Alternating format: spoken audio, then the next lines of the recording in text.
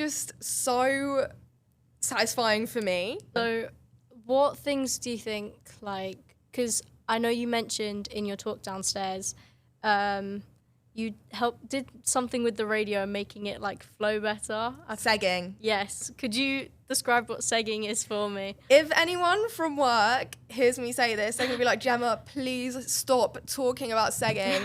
I'm known as like, no, I'm not going to say it, but I just can't, like, I love it so much. It is just so satisfying for me.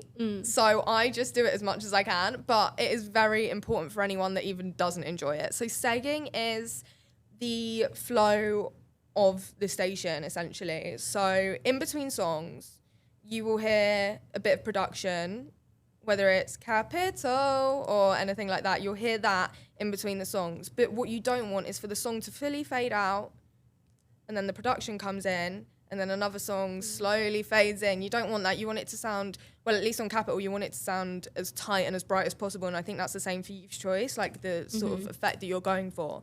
So there's loads of different types of sweepers that you need to familiarize yourself with. The sweepers are the production. There's IDs, dry sweepers, hot sweepers, rapid fires, jingles. There's loads. And whichever one it is that you want to use is different for the song. So if there's a good intro on a song, you'll use a dry one to put underneath, or if there's like no intro, you'll use a hot one. Like it genuinely depends, but that's something that you need to familiarize yourself with.